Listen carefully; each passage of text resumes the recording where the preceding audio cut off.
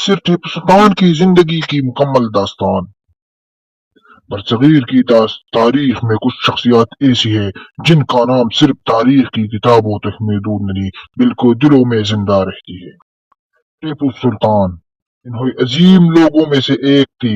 وہ ایک ایسے حکمران تھی جنہوں نے انگریز سامراج کے سامنے جھکنے سے انکار کیا، آزادی کو غلامی پر ترجیح دی اور دین، غیرت اور وطن کی خاطر اپنی جان قربان کر دی۔ تاریخ انہیں شیر میسر کا نام سے جانتی ہے۔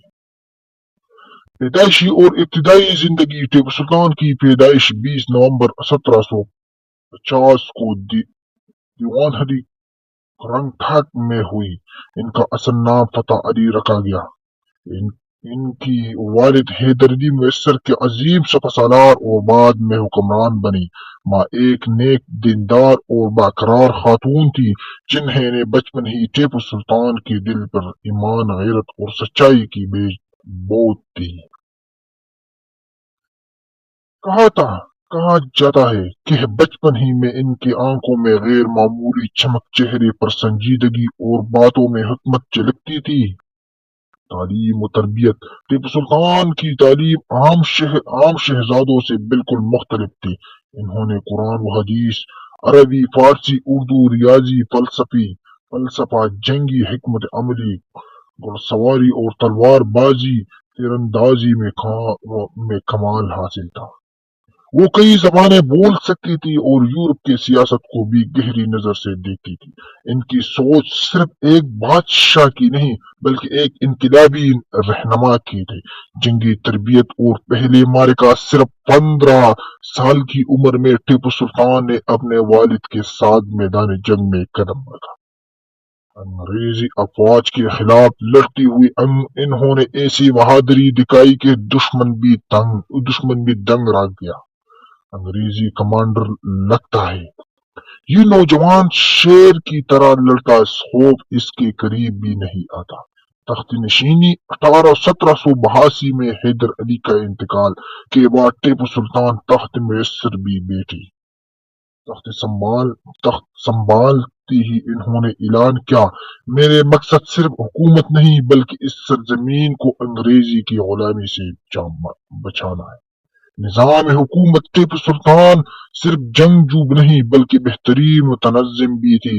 انہوں نے زرعی اصلاحات، کسانوں کی تحفظ دیا، ٹیکس کے منصفانہ نظام بنایا، نئی صنعتیں قائم کیا، ریشم، اسلحہ اور کاغذ کی فیکٹریاں لگائی۔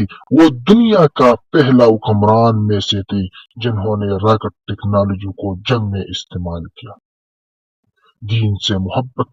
ٹیپو سلطان پکی مسلمان تھی، نماز کے پابند، قرآن سے محبت کرنے والا اور علماء کی عزت کرنے والا۔ انہوں نے مساجد تعمیر کروائی، دین مدارس قائم کیا، عدل و انصاف کو بنیاد بنایا، لیکن ساتھ ہی غیر مسلم رعیہ کے ساتھ بھی انصاف کہا۔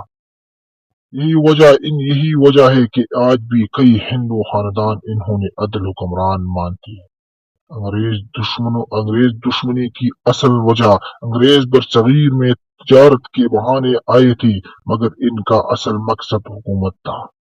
ٹیپو سلطان نے ان کے سازش کو بروقت پہچان لیا۔ انہوں نے کہا، انگریز سانپ کی طرح ہے، اگر آج کچھ کیا تو کل سب کو ڈس لیا۔ 4 اینگلو میسر جنگیں۔ پہلی جنگ ٹیپو سلطان کی حکمت عملی سے انگریزوں کی شکست ہوئی۔ دوسری جنگ انگریزوں کی معاہدہ کرنے پر مجبور ہونا پڑا۔ تیسرا جنگ غداری، اندرونی سازشیں اور دشمنوں کا اتحاد۔ ٹیپو سلطان کی سخت نقصان اٹھانا پڑا مگر ہمت نہ ہارے۔ غداری کا زخم۔